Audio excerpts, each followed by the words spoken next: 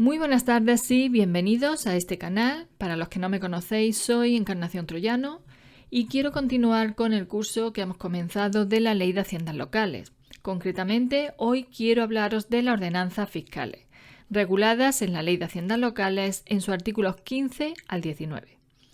Lo primero que tenemos que saber de esas ordenanzas fiscales es en qué consiste. Pues bien, las ordenanzas fiscales son reglamentos que regulan todo lo relativo a los tributos locales.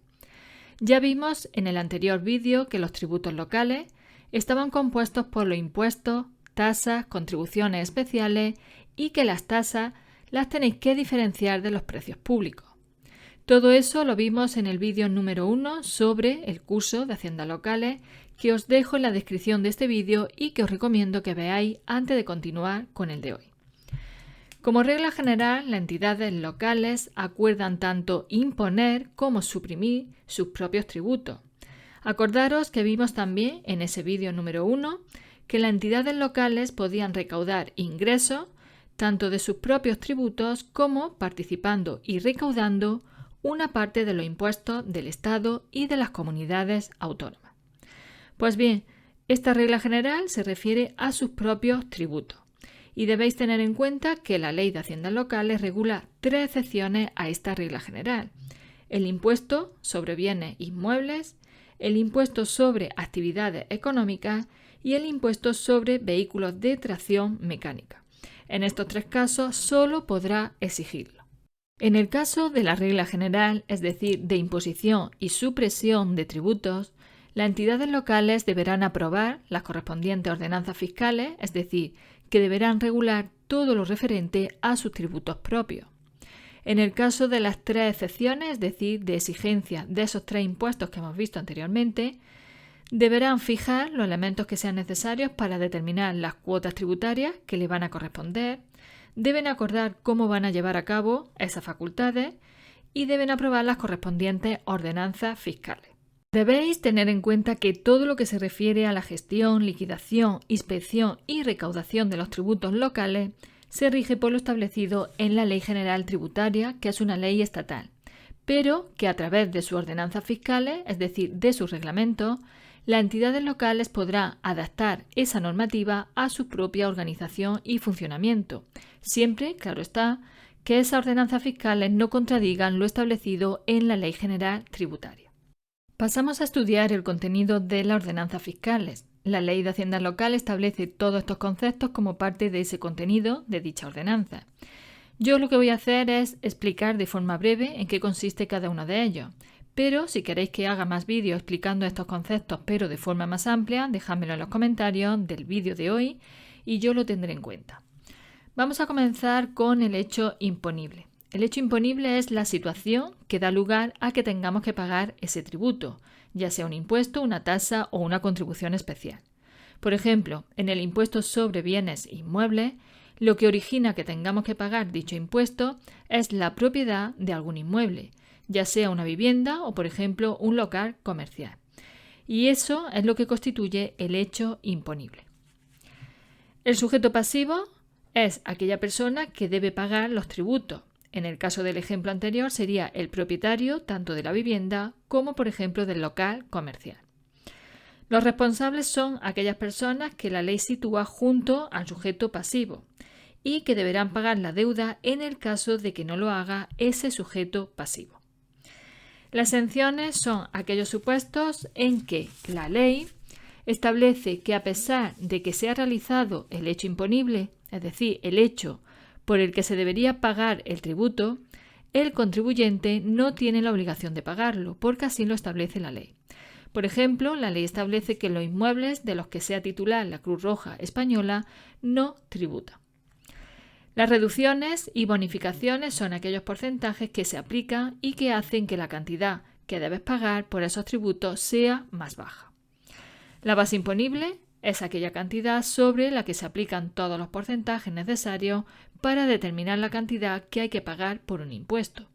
La base liquidable es la cantidad que queda una vez que ya se han aplicado todas las reducciones y bonificaciones en la base imponible. El tipo de gravamen es el porcentaje que se aplica a la base liquidable para obtener la cuota íntegra. El periodo impositivo es el periodo que se tiene en cuenta para que se produzca el hecho imponible, que da lugar al pago del impuesto. Por ejemplo, para el impuesto sobre bienes inmuebles, el periodo impositivo será el año natural. El devengo, que hay que diferenciarlo del pago. El devengo es el momento en que se produce el hecho por el cual nace ya la obligación tributaria, pero todavía no se puede exigir. Y el pago es el momento en que el ayuntamiento ya nos puede exigir el pago de ese impuesto. Por ejemplo, si compramos un inmueble, desde ese momento ya se produce el devengo del tributo, porque a partir de la compra ya ha nacido la obligación de tener que pagar ese impuesto. Sin embargo, el pago se efectuará en el momento que esté establecido en la ley.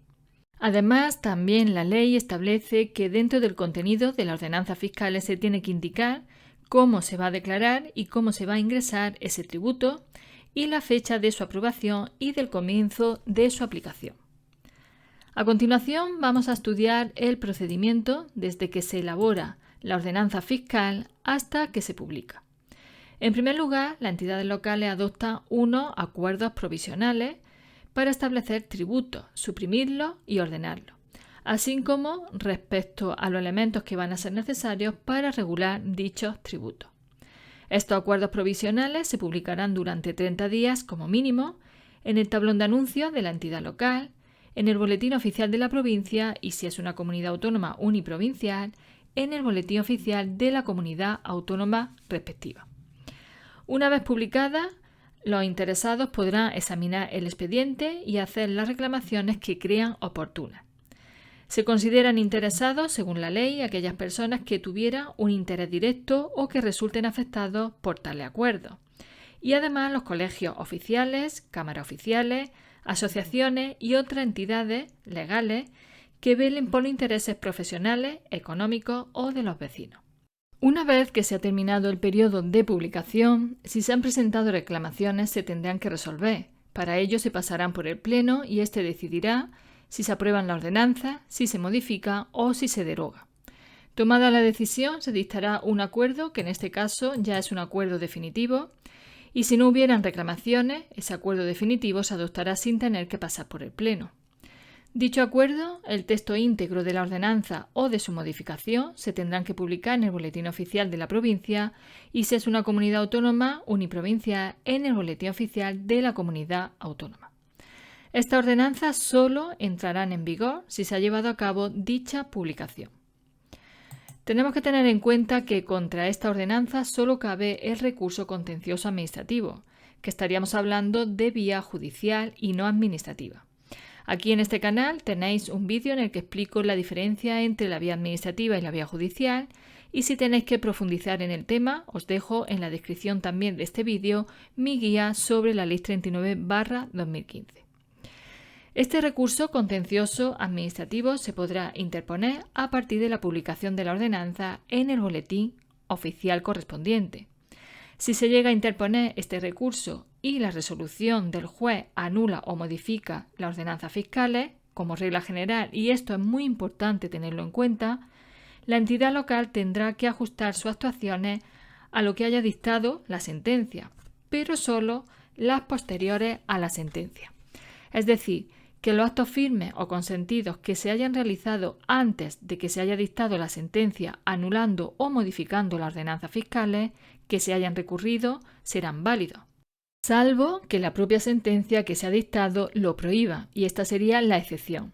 Vuelvo a repetir, tanto la regla general como la excepción es importante tenerlo en cuenta en el caso de que os tengáis que examinar de esta materia y sobre todo en el caso de que tengáis que enfrentaros en ese examen a un supuesto práctico.